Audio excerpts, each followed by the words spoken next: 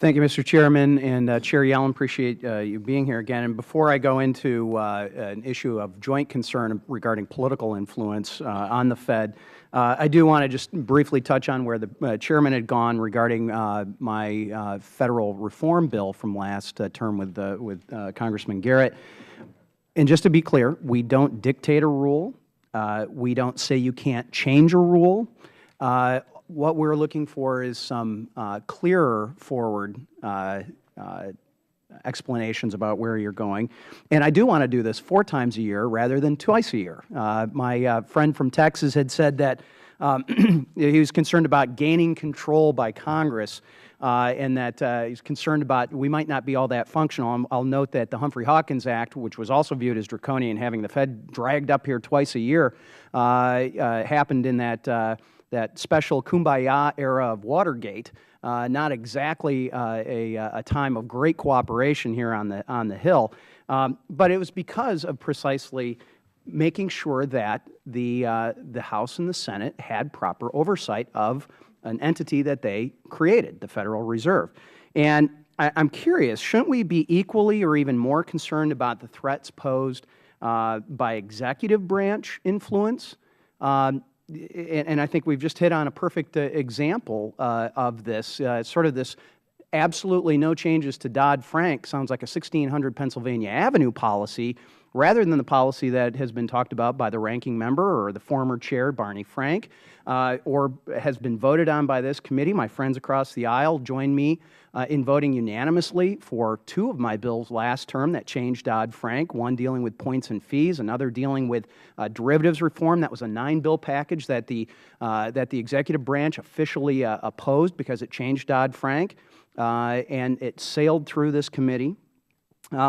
You know, you join us twice a year, but it's my understanding that you hold weekly lunches or near weekly lunches with Treasury Secretary Lew. In fact, last year, according to your public schedule and research done by the Wall Street Journal, from February through December alone, you held 51 meetings with the White House and 23 meetings with lawmakers. I don't know exactly who those lawmakers were. I was vice chair of this particular committee. We did not, a meeting with me was not one of those 23, but that was 42 hours versus 18 hours of your time meeting with that. That's 3 to 1 that you were dealing with the executive branch versus the legislative branch.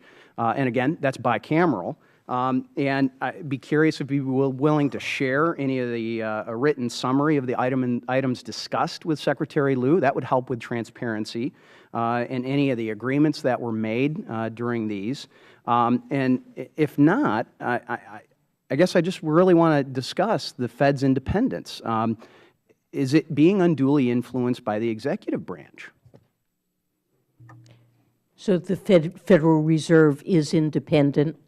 I do not discuss monetary policy or actions that we are going to take with the Secretary or with the executive branch. We confer about the economy and the financial system on a regular basis. We participate jointly in many international meetings, including those of the G7 and G20, and we confer on matters that are coming before those groups. Well, I would love to have a summary of that, of those conversations. That would be wonderful. We do this in the open public. Yeah, we see our television cameras over here. It's on C-SPAN and a number of other places right now. And I think that my goal with that particular bill is to do more of this. I think this is healthy for us. And by us, I don't mean us as a legislature. I mean us as a system. As I said, you know, I don't want to see 1600 Pennsylvania Avenue policies getting pushed through the Fed because many of the Fed officials that the Chairman talked about believe that we need to have changes to Dodd-Frank. Members across the aisle believe that we need to have changes to Dodd-Frank, and it's bothersome to me that it appears that you're taking the position of the White House. Well, we have come and made suggestions about changes to Dodd-Frank in situations where we felt it really hampered our ability to appropriately supervise an entity. A case in point would be the application of the Collins Amendment to our ability to design appropriate capital rules for insurance companies. I look forward to more of those conversations. And I do also want to say that it is obviously critically important that the Federal Reserve be accountable to Congress. We are accountable to Congress, and I personally and the Federal Reserve as an institution seek to provide all of the input that Congress needs for appropriate oversight. My colleagues and I have testified 16 times during the over the past year, and staff have provided countless briefings, but it is clearly important for us to provide the information. The time of the gentleman is